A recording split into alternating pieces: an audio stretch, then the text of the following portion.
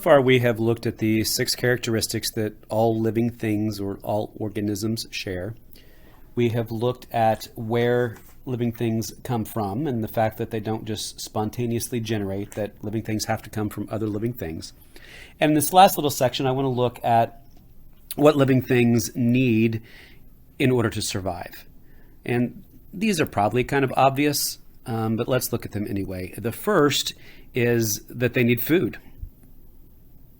Obviously, all organisms need some source of energy in order to live, and food is what we use for that energy. Organisms are broken into 2 categories based on how they get their food. So I'm going to point out these definitions. The first is autotrophs. Remember, auto kind of means automatic. So autotrophs, or auto means self. Troph means feeder. So autotrophs use the food they make to carry out their own life functions. So autotrophs are organisms that make their own food.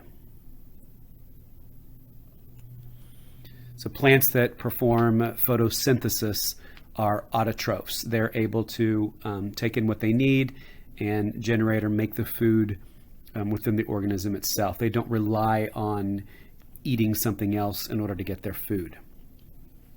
We are organisms that cannot make our own food within our bodies, so we are called heterotrophs, which means that we obtain energy by feeding on other organisms.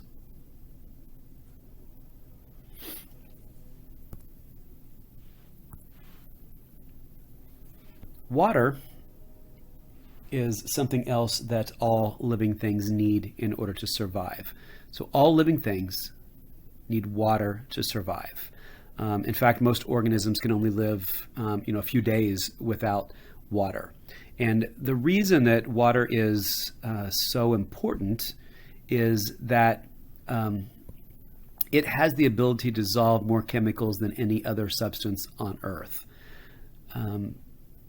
Water makes up about 90% of the liquid part of your blood.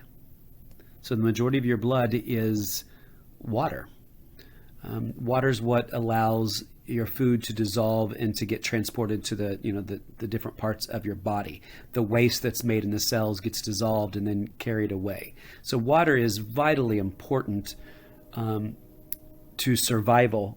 We just typically think of drinking water because you need to stay hydrated. The reason is that it's vital for those cells to be able to do what they need to do as far as getting chemicals into your body where it needs to be and for carrying wastes away. Also, living things need a place to live. They have to have a place to stay, a place to get their food and water and to find shelter. And space is rather limited. So some organisms end up having to compete for space, for survival. That's one of the reasons when, you start, clearing away forests, you're taking away space, and those species have to move into other areas, and then they begin to compete for living space. So water and living space are 2 other very important things that all living things need. And lastly, we're going to talk about stable internal conditions. Maintaining stable internal conditions is what we call homeostasis. And that means just maintaining the right conditions inside of the body in order for everything to be able to function the way that it's supposed to. One of the things that I always point out here is like body temperature. So normal body temperatures, they say 98.6 degrees. So, average body temperature is 98. Unless you're, out in the cold for a really long time, your body temperature doesn't go much below 97 or 96. If you're sick with a fever, it may get like 102, 103, 104, 105 is like really, really dangerous. So to think that you can live your entire life, you can live like 90, 100 years, and that entire time to have your body temperature, stay within like a less than 10 degree range, it's kind of crazy to think about, that your body is able to maintain that internal condition for your entire life and keep it within a very narrow range. So these things here, the living things need food, they need water, they need living space, and they need to maintain stable internal conditions in order to survive. Thanks.